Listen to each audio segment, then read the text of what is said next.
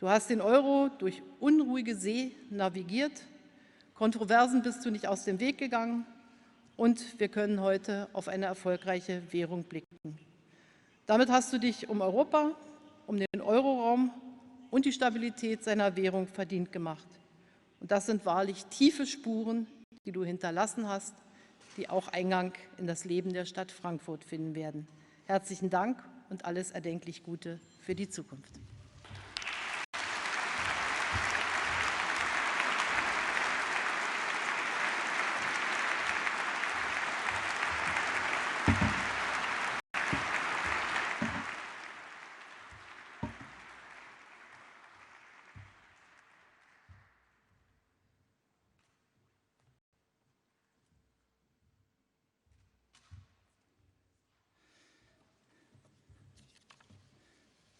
Monsieur le Président de la Banque centrale européenne, cher Mario Draghi, Monsieur le Président de la République, cher Sergio, Madame la Chancelière, chère Angela, Monsieur le Ministre-président du Land de Hesse, Madame la Présidente élue de la Commission européenne, chère Ursula, Madame la Présidente désignée de la Banque centrale européenne, chère Christine, Mesdames et Messieurs les commissaires, les ministres et les gouverneurs, Mesdames et Messieurs, chers amis. Si nous sommes si nombreux aujourd'hui à Francfort, autour de vous, cher Mario, ce n'est pas seulement pour saluer un mandat bien mené à la présidence de la Banque centrale européenne. Ce qui nous réunit aujourd'hui dépasse largement le cadre de la politique monétaire. Je laisserai d'ailleurs à d'autres plus qualifiés que moi le soin d'analyser et de prolonger l'immense héritage que vous laissez en la matière. Ce que nous célébrons par-dessus tout aujourd'hui, c'est l'action d'un homme qui a porté très haut le rêve européen et qui l'a porté dans cette institution qui a montré durant la crise financière, et je parle là devant votre prédécesseur et votre successeur, toute sa solidité et sa robustesse. Un homme qui aura été, dans ses discours et ses décisions, un digne héritier des pères fondateurs de l'Europe. Cette filiation, cher Mario, vous place dans les pas de Jean Monnet, de Robert Schuman, de Konrad Adenauer et de vos illustres compatriotes Alcide de Gasperi et Altiero Spinelli. À Milan, il y a quelques semaines, vous avez prononcé un de ces discours qui auront jalonné votre mandat et qui sont désormais gravés dans la pierre qui bâtit l'Europe.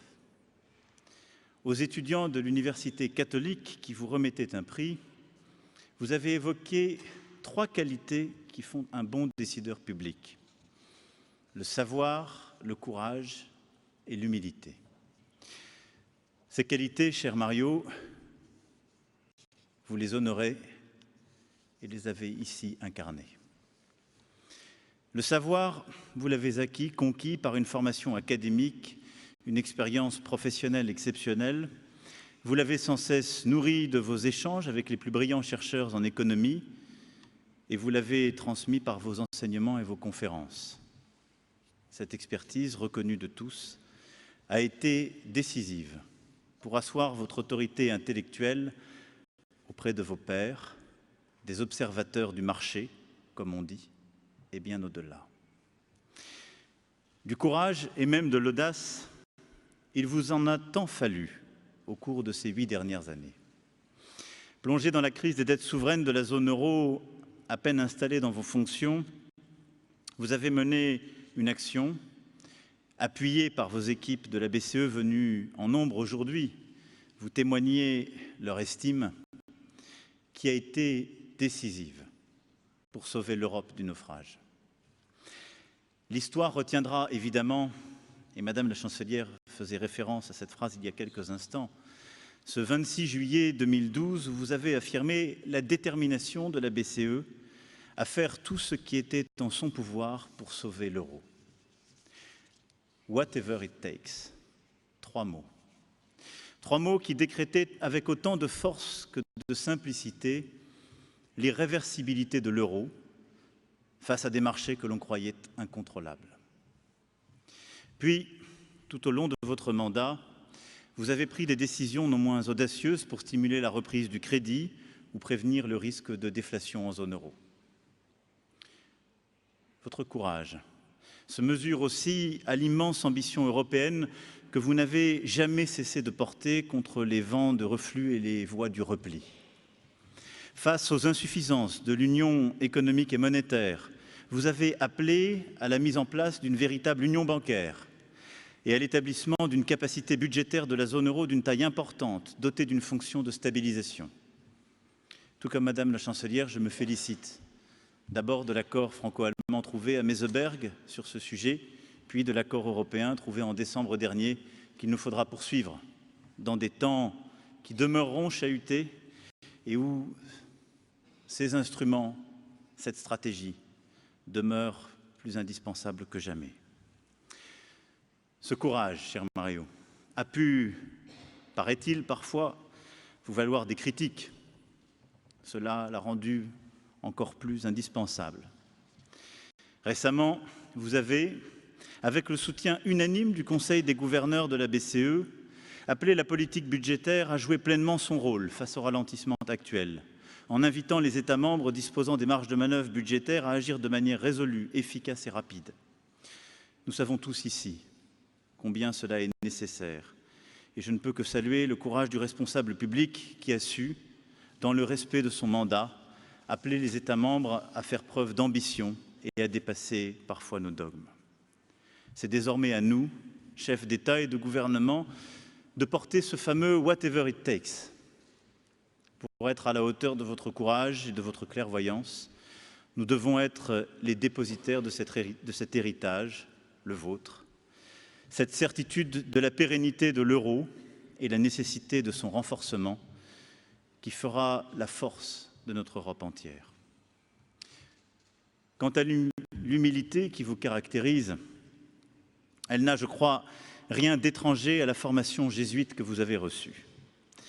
Fondée sur une réflexion sans cesse critique sur votre propre action, cette humilité vous a conduit à constamment reconnaître la préséance du politique pour protéger votre institution.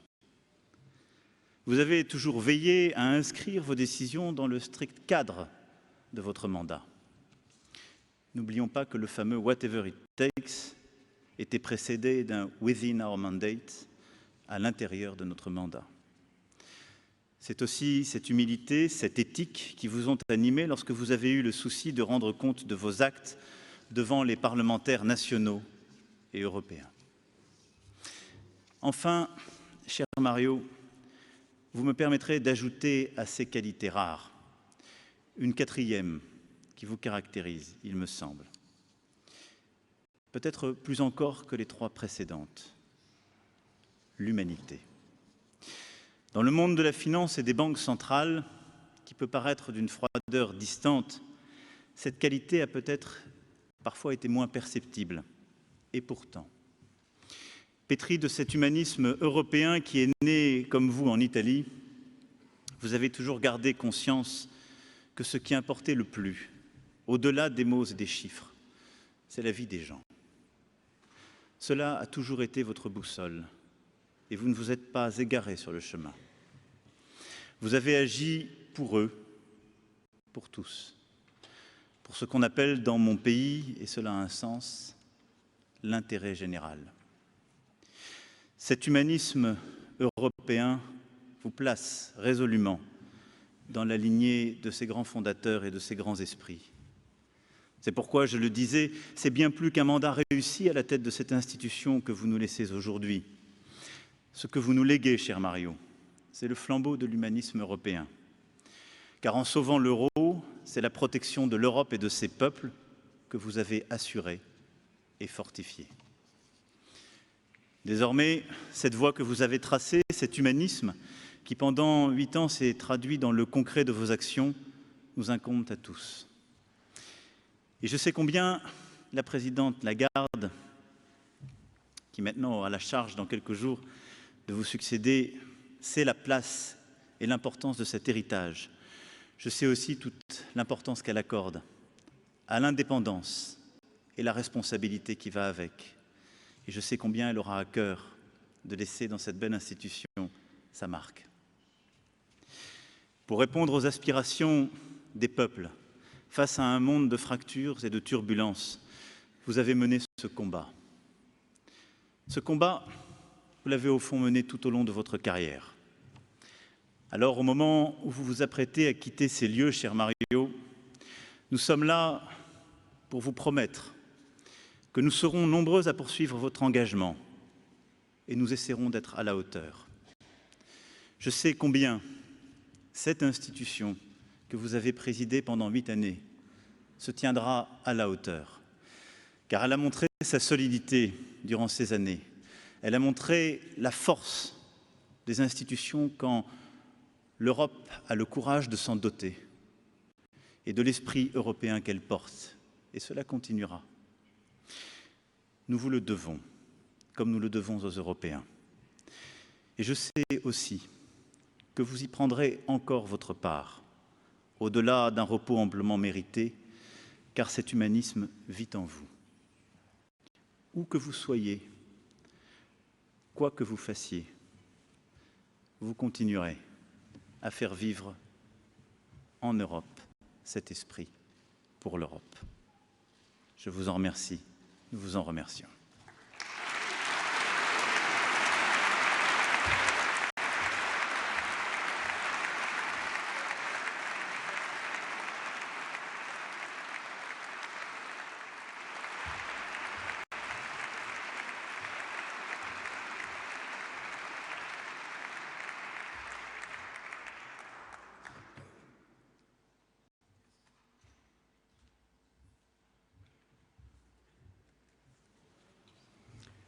Signor Presidente Macron, signora Cancelliera Merkel, signora Presidente designata della Commissione europea, signora Presidente entrante della Banca Centrale, signore e signori, sono davvero molto lieto di essere qui oggi anch'io per ringraziare il Presidente Mario Draghi per il suo impegno straordinario al servizio dell'Europa e per formulare alla Presidente entrante Christine Lagarde i migliori auguri ed esprimerle grande fiducia per l'incarico che si appresta a svolgere.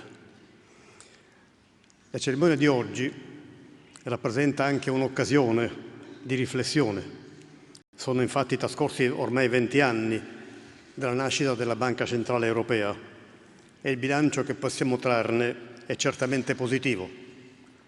Mario Draghi ha raccolto il testimone da Jean-Claude in un momento di grande cambiamento, dopo i primi 10 anni di unione monetaria, caratterizzati da condizioni economiche relativamente stabili, con una crescita moderata e costante che la banca ha favorito e accompagnato.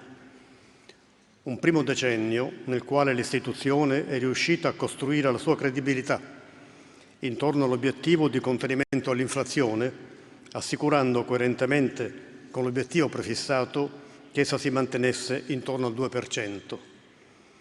Nel 2011, tuttavia, l'impatto della crisi finanziaria imponeva all'Unione e alla banca, in primo luogo, un cambio di passo. La sfida, infatti, era presto divenuta esistenziale: sconfiggere la percezione della possibilità, se non del rischio, di dissoluzione dello stesso eurosistema. Una possibilità e un rischio che oggi possiamo considerare sconfitti. Ma la crisi dei debiti sovrani, con i suoi effetti su banche e imprese, e più di recente a livello eccessivamente basso dell'inflazione, la banca ha infatti saputo rispondere con strumenti talvolta innovativi, che sono stati più volte ampiamente dibattuti, rifiutando di configurarsi come un'entità rigidamente limitata da meccanismi predefiniti, quali che siano le situazioni che si presentano, ma dimostrando rispetto ad esse intelligenza e capacità di reazione, senza subirne passivamente le conseguenze, sempre mantenendosi rigorosamente nell'ambito del mandato assegnatole. Mai è venuta meno la consapevolezza dei limiti della politica monetaria e allo stesso tempo l'invito pressante ad agire attraverso altre leve, come la politica fiscale e le riforme strutturali. Perché, come il Presidente della Banca ha sovente sottolineato, non è possibile porre sulla politica monetaria un fardello eccessivo. Usciti dalla fase più buia, occorreva che l'Unione mettesse in sicurezza l'economia europea e soprattutto ne accompagnasse il recupero definitivo sul piano della crescita e del sostegno all'occupazione. Le risposte sono state importanti e molteplici, prendendo atto della necessità di iniziative da parte di tutte le istituzioni dell'Unione. L'architettura complessiva della moneta unica si è irrobustita. Si sono opportunamente rafforzate le regole comuni relative ai bilanci pubblici. Si è creato il meccanismo di stabilità. Si è posto mano al sistema bancario con la sorveglianza unica, impostando al contempo sia il meccanismo di risoluzione delle crisi, sia una salvaguardia a livello europeo dei depositi, sebbene resti ancora da completare un loro sistema comune di assicurazione. Mario Draghi, in questi 8 anni, è stato autorevolmente al servizio di un'Europa più solida e più inclusiva, interpretando la difesa della moneta unica come una battaglia da condurre con determinazione contro le forze che ne volevano la dissoluzione. Con coraggio, un coraggio razionale, perché sempre sostenuto dall'analisi e dagli approfondimenti che venivano dalla istituzione stessa, dal Consiglio nella sua collegialità, in un contesto che è per sua natura caratterizzato da incertezza nelle reazioni dei singoli e dei mercati. Coraggio associato alla capacità di ascoltare il dissenso, le voci critiche, ma anche di valorizzare il contributo di chi sa dare visioni consolidate. Oggi possiamo dire che il sistema europeo economico è più solido, l'occupazione è cresciuta ed è mediamente più alta che nel 99. Il sistema bancario è più compatto, l'integrazione fra le economie e quindi la convergenza fra gli Stati membri è elevata, ma soprattutto, e questo rappresenta uno dei più grandi risultati, il sostegno popolare all'euro è tornato ad essere particolarmente alto. L'incontro di oggi è anche un'occasione per riflettere sullo stato di questo grande cantiere che è l'Europa e in particolare su ciò che ancora rimane da fare, in particolare per rafforzare l'Eurozona. Non possiamo dimenticare che la competizione con le grandi aree economiche del mondo è divenuta fortissima, che la dimensione è, ancor più che in passato, elemento imprescindibile per poter influenzare il corso degli avvenimenti a tutela della nostra società e dei nostri cittadini. Completare il cantiere europeo diviene nell'attuale contesto necessità esistenziale se l'Unione intende concretamente divenire attore globale. Il 22 febbraio scorso la Università di Bologna ha conferito a Mario Draghi la laurea honoris causa. Vorrei ripetere alcune delle parole della sua Lectio Magistralis. Nel mondo di oggi le interconnessioni tecnologiche, finanziarie e commerciali sono così potenti che solo gli Stati più grandi riescono ad essere indipendenti e sovrani al tempo stesso, e neppure interamente.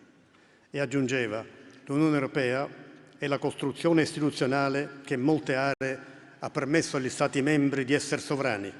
È una sovranità condivisa, preferibile a una inesistente. Vorrei far mie queste affermazioni, perché nell'Unione risiede la tutela della sovranità dei Paesi europei. La quantità e la qualità dei passaggi e degli interventi necessari per far fronte alla nuova condizione internazionale ha bisogno di un ulteriore e responsabile cambio di passo, al quale non può essere estraneo il Parlamento europeo, espressione dei popoli europei. Dobbiamo tutti aver coraggio. Non credo che sia stato facile per il Presidente Draghi, nel pieno della crisi, affermare whatever it takes, tutto ciò che è necessario, finché è necessario, per il bene dell'Europa e delle future generazioni, è quel che dobbiamo tutti assolutamente fare. Professor Draghi, caro Mario, come cittadino europeo desidero dirti grazie.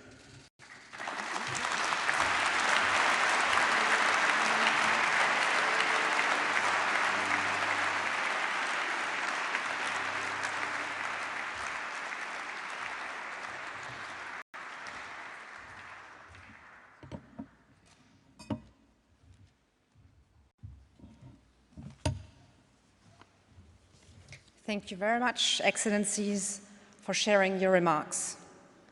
The Aris Quartet will now continue its tour through Europe's musical landscape, performing one of the most popular pieces of chamber music, the String Quartet in F major by Antonin Dvorak.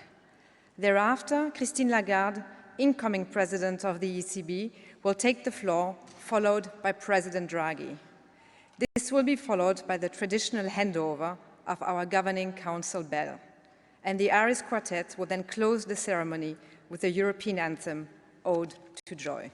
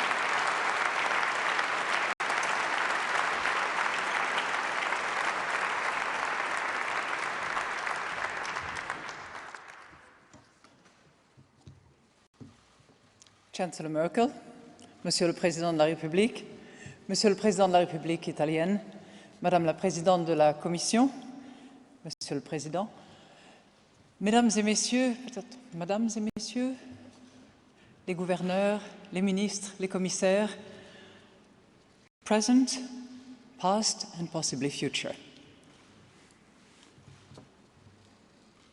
Signor Presidente Draghi, Signora Draghi, it is customary in farewell speeches to recount the highlights of the many worthy professional deeds of the person who is leaving.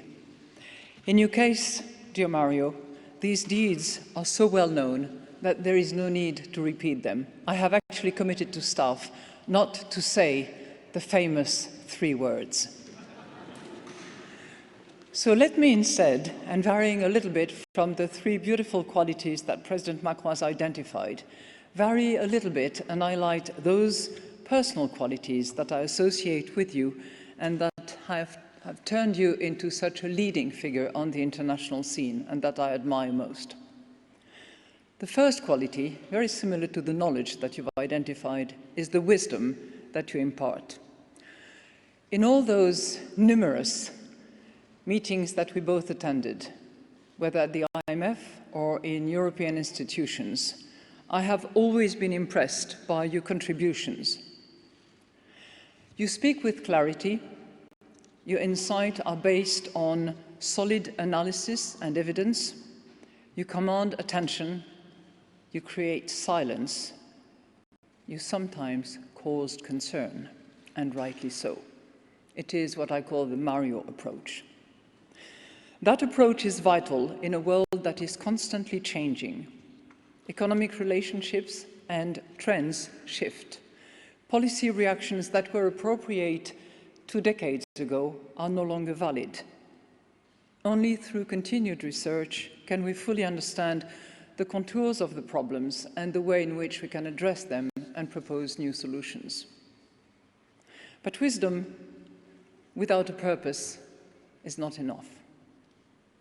Your contributions also demonstrate your devotion to economic and monetary union, with the euro at its core. During the sovereign debt crisis, you played a pivotal role in finding a European solution that underpinned the return to stability. You understood, there were not many at the time, the power of destabilizing dynamics that risked becoming self-fulfilling. Changes in market pricing caused by fears of countries leaving the euro were exacerbating economic difficulties and thus making such an event even more probable. The self-fulfilling prophecy was in place. But you realized that the vicious cycle needed to be broken and that it was vital to anchor the irreversibility of the euro.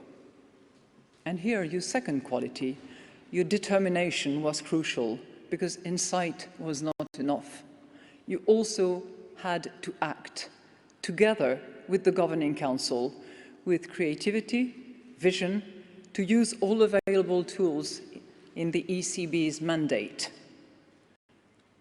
File che devi is certainly something that you had in mind and that we had in mind and should have in mind.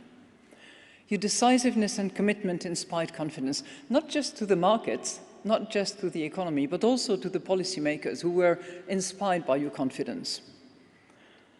As you have noted, the moves establishing banking union, the European Stability Mechanism and structural reforms in a number of countries were also a vital part of the process. But you inspired us at the time.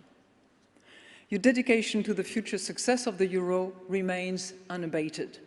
You continue to advocate for the completion of the reforms started during the crisis, for structural reforms that have been started and maybe not yet completed, in order to harness the opportunities for living standards offered by the single market and for a better mix between monetary and fiscal policy, in order to facilitate the effectiveness of both of them in an interrelation that is something of a chemistry. These factors all remain crucial to ensure that we never have to face such a crisis again, or that if we ever have to face it, we are actually actually equipped to deal with it. Now, to anyone who knows you, Mario, I think it is very clear that underlying all that you have done is a genuine commitment to the people of Europe. The euro does not belong to you, you know that. It does not belong to the ECB, however well it serves it. It belongs to them, to the people of Europe. And we are merely stewards on their behalf. As we both know, we're just passing through. And while always faithful to the mandate for price stability, you showed you care for people through your speeches, raising a number of important issues. 2 years ago, you gave a speech in Dublin highlighting the long-term cost to our societies of youth unemployment.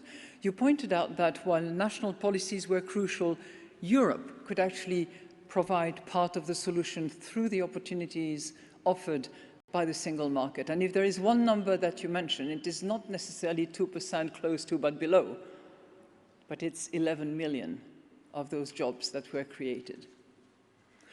You have also highlighted how Europe provides protection for people. And in your speech earlier this year at the University of Bologna, you explained how by working together we increase our sovereignty in a globalized world, and distinguished between independence and sovereignty and how one can facilitate the other.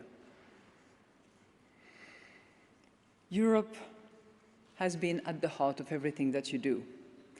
Your stewardship is now coming to an end, and you leave with the euro more popular than ever and trust in the EU at its highest level since the crisis. Let me thank you for all that you have done in bringing about the continued success of the euro area and, more importantly, the well-being of its people. Your legacy is such that it is a call for us to excel, to exceed expectations, and to deliver on the mandate and to serve the European mission as you have served it, with wisdom, with determination, and with commitment. Now, that should be the end of my speech. But because we both love music, and I cannot duplicate the talent that are out there, I thought I would just mention the words of a song, which in my view corresponds very well with what you have done, which, if not inspired by the Jesuits, might actually meet their expectations as well, and you will recognize it. Ring the bell that can still ring. Forget your perfect offering. There is a crack in everything. That's where the light gets in. Thank you very much, Mario.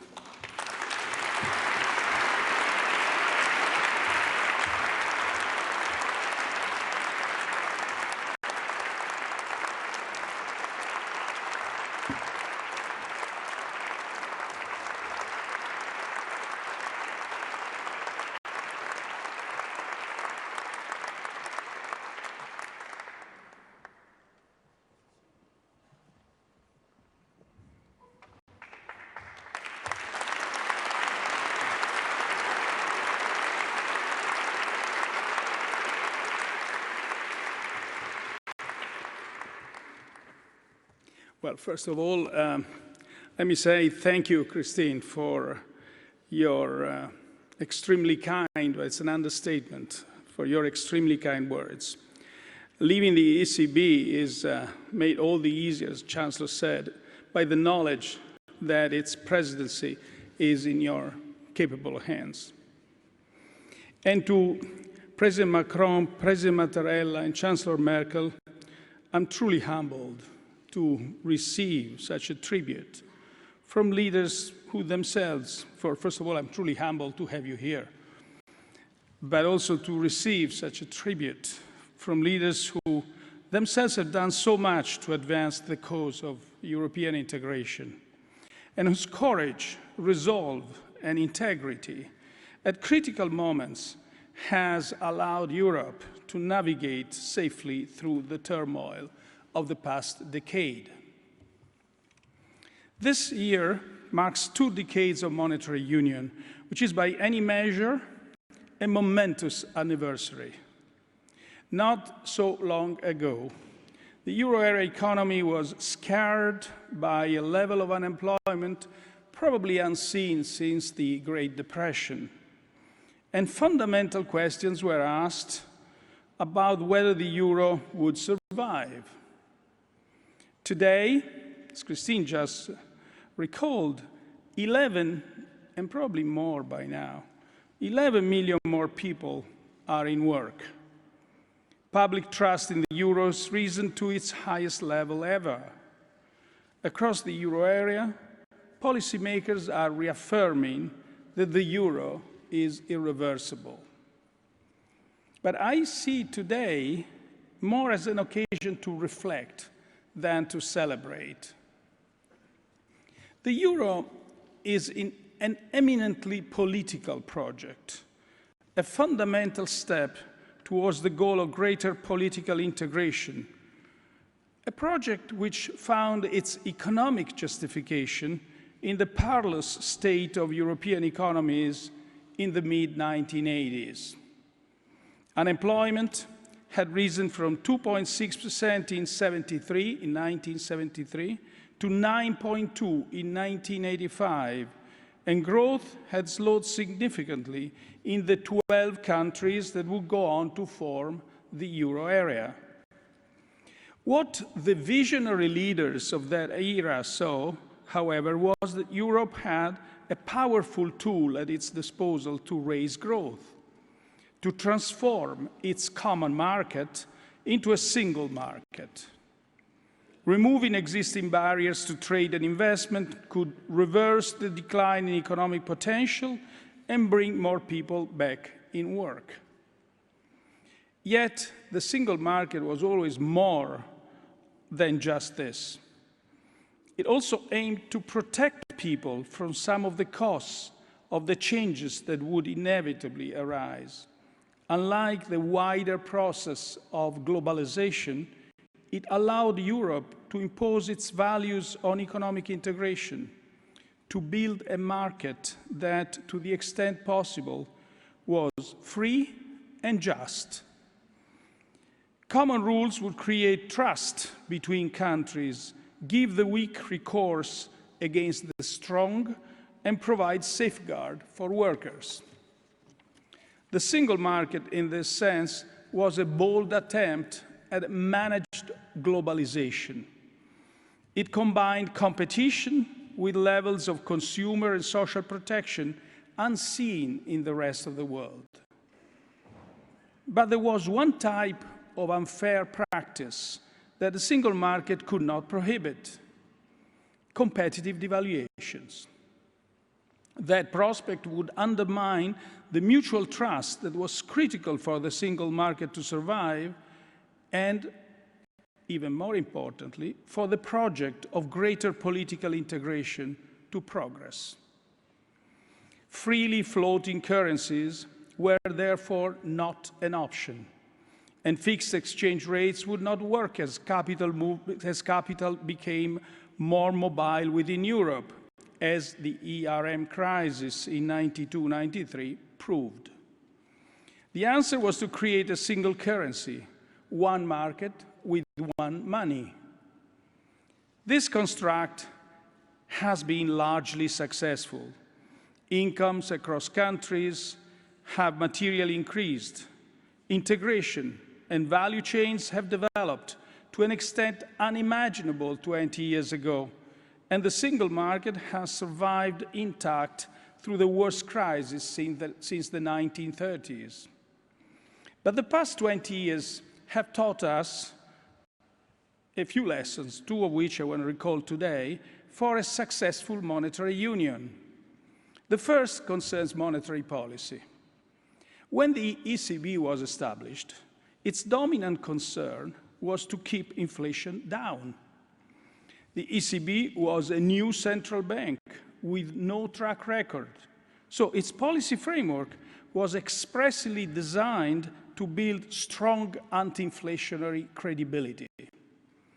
It achieved this quickly, and it is so to the tremendous credit of the ECB's early leaders that its first decade went so smoothly. But no one could have foreseen that the environment facing monetary policy globally was soon to abruptly reverse, that inflationary forces would turn into deflationary ones. In all advanced economies, this called for a new paradigm for central bankers, which comprised two elements: the determination to fight deflation as strongly as inflation, and flexibility in the choice of instruments to do so. In our case, the ECB has proven that it will not accept threats to monetary stability caused by unfounded fears about the future of the euro. It has shown that it will fight risks to price stability on the downside as vigorously as those on the upside. And it has established that it will use all the tools within its mandate to secure its mandate without ever exceeding the limits of the law. The European Court of Justice has affirmed the legality of the measures we've taken, and it has confirmed the ECB's broad discretion in using all its instruments in a necessary and proportionate way to achieve its objective. This judgment was crucial because at stake was the essence of the central bank that the ECB has become, and that most people in Europe want to see: a modern central bank able to deploy all its instruments commensurate with the challenges it faces, and a truly federal institution that acts in the interests of the whole euro area. The second lesson concerns the institutional construction of the Economic and Monetary Union. The euro area is built on the principle of monetary dominance, which requires monetary policy to be single-minded in its focus on price stability and never to be subordinate to fiscal policy. Monetary dominance doesn't preclude, however, communicating with governments when it's clear that mutually agreed aligned policies would deliver a faster return to price stability. It means that alignment between policies, where needed, must serve the objective of monetary stability and should not work to the detriment of it. Today, we are in a situation where low interest rates are not delivering the same degree of stimulus as in the past, because the rate of return on investment in the economy has fallen. Monetary policy can still achieve its objective, but it can do so faster and with fewer side effects, negative side effects, if fiscal policies are aligned with it. This is why, since 2014, the ECB has gradually placed more emphasis on the macroeconomic policy mix in the euro area. A more active fiscal policy in the euro area would make it possible to adjust our policies more quickly and lead to higher interest rates eventually. In our monetary union, national policies play the main role in fiscal stabilization, much more so than state-level policies in the United States. But national policies cannot always guarantee the right fiscal stance for the euro area as a whole. Coordinating decentralized fiscal policies is inherently complex, and we've seen this on and on. And uncoordinated policies are not enough, because the spillovers between countries from fiscal expansions are relatively low. This is why we need a euro area fiscal capacity of adequate size and design, large enough to stabilize the monetary union, but designed not to create excessive moral hazard. There will be no perfect solution. When risks are shared, moral hazard can never be reduced to zero, though it can be greatly contained by proper design. At the same time, we should also recognize that sharing risks can help reduce risks. The building of a capital markets union, which would lead to greater risk sharing in the private sector, would considerably reduce the fraction of risks that need to be managed by the central fiscal capacity. So the more capital markets union, the less need for a central fiscal capacity. and for a central fiscal capacity would in turn reduce the risks for the whole Union when national policies are unable to play that role. In other regions where fiscal policy has played a greater role since the crisis, we have seen that the recovery began sooner and the return to price stability has been faster. The US had a deficit of 3.6% on average from 2009 to 2018, while the euro area had a surplus of 0.5% over the same period of time. In other words, the US has had both a capital markets union and a counter-cyclical fiscal policy. The euro area had no capital markets union and a pro-cyclical fiscal policy. The road towards a fiscal capacity will most likely be a long one. History shows that budgets have rarely been created for the general purpose of stabilization, but rather to deliver specific goals in the public interest. In the United States, it was the need to overcome the Great Depression that led to the expansion of the federal budget in the 1930s. Perhaps for Europe, it will require an urgent cause, such as mitigating climate change, to bring about such collective focus. Whichever path is taken, it's plain to see that now it's the time for more Europe, not less. I mean this not in an axiomatic way, but in the truest tradition of federalism, where results can best be delivered by national policies, let it stay that way. But where we can only deliver on the legitimate concerns of the public by working together, we need Europe to be stronger. For us Europeans, in a globalized world, it's just been recalled by the speakers who preceded me, I think believe all of them, a true sovereignty that meets people's needs for security and prosperity can be achieved only by working together. As Chancellor Merkel has said, we Europeans have to take our destiny into our own hands if we want to survive as a community. Working together allows us to protect our interests in the world economy, to resist the pressures of foreign powers, to influence global rules to reflect our standards, and to enforce our values on global corporations. None of these can be achieved to the same degree by countries acting alone. In a globalized world, sharing sovereignty is a way to regain sovereignty. But recognizing what we need to exercise, what President Macron has termed European sovereignty, to be effective doesn't mean that we already have the political infrastructures to do so today. Awareness of their necessity is growing quickly, however. We saw this emerging in the most recent European Parliament elections, which was perhaps the first such election fought mainly on European questions.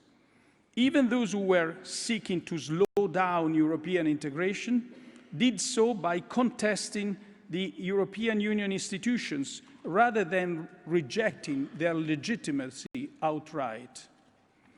This is only a start, but this suggests our union is moving in the right direction, and I'm confident that it will continue to do so, because it is ultimately the self-interest of individual countries that lays out our future path towards a European sovereign.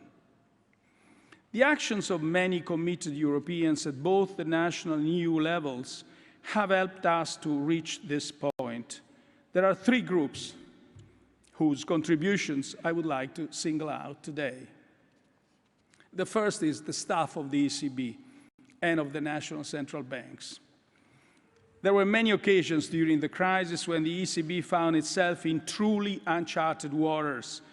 We faced, by any measure, an incredibly complex economic situation, with new challenges appearing the moment old ones were resolved. Those years were intense for you and your families.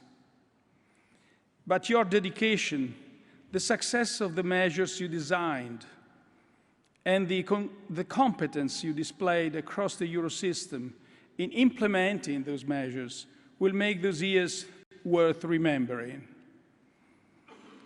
These policies are now available to all future policymakers to meet similar challenges. And this is a legacy of which all Eurosystem staff can and should be proud. So let me express my gratitude for all your remarkable efforts, which truly served the ECB through this unprecedented time, and in doing so, you served the people of Europe. The second group I would like to highlight are my colleagues on the Executive Board and Governing Council, both past and present. You have enacted a series of measures over the past 8 years in extraordinary circumstances. The bedrock of those decisions has been your consistent and unconditional commitment to our mandate. You've been unwavering in your determination both to deliver our mandate and to stay within its confines, to never accept failure. You can look back with satisfaction on what you've achieved in extremely testing conditions and in the knowledge that you have improved the welfare of many people. What unites the Governing Council has always been, and will always be, much greater than anything that might divide it. We all share the same devotion to our mandate and the same passion for Europe. I trust that this shared conviction will continue to serve the ECB and Europe in the years to come. And the third group that I wish to thank is Europe's leaders. It's you. We had to take measures that sometimes appeared controversial at first and whose benefits were only revealed slowly. Our determination never wavered, as it was founded on the solid work of our staff, was also nourished by the empathy for the people who were suffering, and strengthened by the conviction that the policies would improve their situation. But in such times, and especially in a multi-country currency union, political leaders who transcended national perspectives when assessing our monetary policy and who acknowledged the euro area perspective and explained it to their domestic audience, provided an essential bulwark for our independence. I'm grateful that we had such leaders in Europe and for your steadfast support and encouragement all throughout the crisis.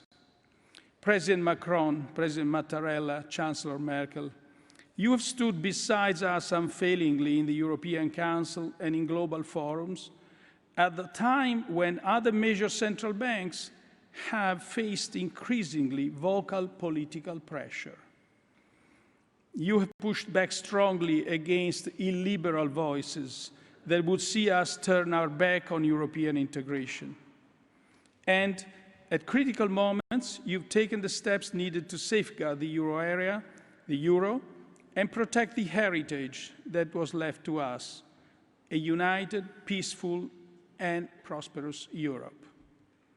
The time has come for me to hand over to Christine Lagarde, and of course, I've said it many times, I'll repeat it now, I have every confidence that you will be a superb leader of the ECB.